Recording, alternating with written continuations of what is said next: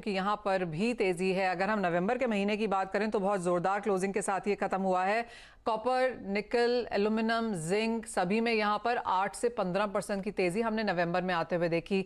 Ravindra, China खुल रहा है, फेड की जो चीजें आपने यहाँ पर सोने चांदी के लिहाज से बताई, एडिंग दैट चाइना का फैक्टर भी हमने मेटल्स में एक सपोर्ट आते हुए देखा है। यहाँ पे आपकी टॉप ट्रेड्स क्या है?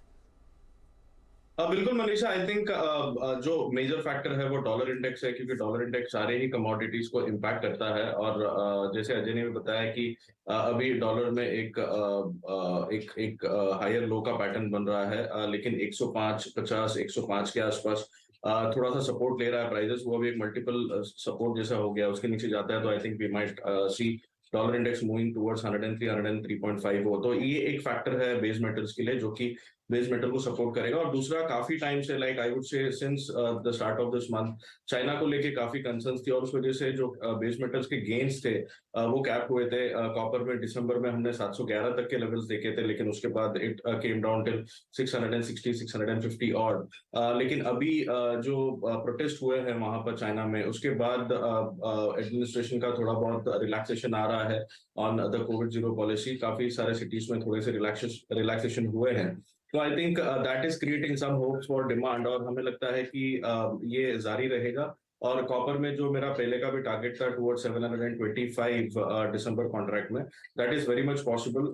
थोड़ा बहुत हर्डल हो सकता है on back of the events, लेकिन मुझे लगता है कि ultimately it should reach to that level. उसके अलावा मेरे हिसाब से एल्यूमिनियम और जिंक दोनों ही पॉजिटिव लग रहे हैं, but there might be some hurdles on the way. लेकिन मेरे हिसाब से जिंक के जो प्राइजेस है वो अराउंड 275 से लेकर 280 तक टच होनी चाहिए।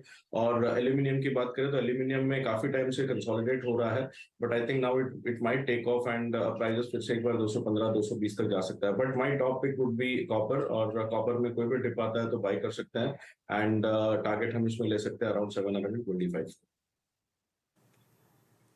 अजय, आपकी बेस मेटल्स में पिक क्या है? बिल्कुल दीपा जी, मुझे लगता है बेस मेटल में सबसे बड़ा जो कंसर्न था वो चाइना को लेकर था और एनर्जी क्राइसिस था। तो दोनों ही चीजों में मुझे लगता है कि अब चाइना ओपन अप हो चुका है, 22 जनवरी से चाइनीज न्यू ईयर है। तो मुझे लगता है कॉपर, जिंक और एल्यूमिनियम ये तीन टॉप पिक रहनी चाहिए, जहां पे एल्यूमिनियम में ऑलरेडी 208 का जो ब्रेकआउट था वो दे चुके हैं एंड इन्वेंट्री कंसर्न्स लेवल्स पे। तो आई थिंक एल्यूमिनियम को अगर हम पूरे दिसंबर मंथ की बात करें तो 218 से 220 तक का भी लेवल दिखा सकता है। जिंक के अंदर काफी शानदार रिकवरी कल के सेशन में हमने देखी है, जो 285 290 तक की हेड कर रहा है। और जैसे कि पूरे बेस मेटल में कॉपर एक बैरोमीटर का काम करता है, और कॉपर में हमने जो एक्सपेक्ट किया था थोड़ा पुल बैक आ जाए, वो आ चुका है। करंट लेवल से अगर बाइंग करके चलते हैं तो मुझे लगता है 708 का लेवल तोड़कर 720 तक का भी लेवल हम कॉपर में आते हुए देख पाएंगे, क्योंकि इन्वेंट्रीज काफी कंसर्न लेवल पे पहुंच चुकी है ऑलरेडी संघाई और एलएमई पे, और डिमांड अब वापस बढ़ना चालू हो जाएगी। तो तीनों काउंटर पे आप बाइंग करके चल सकते हैं। ऑलराइट, यानी कि खरीदारी यहाँ पर सोने चांदी और मेटल्स में भी जारी रह सकती है। अपनी टॉपिक्स जो हैं हमारे एक्सपर्ट्स ने आपको बताई ही हैं।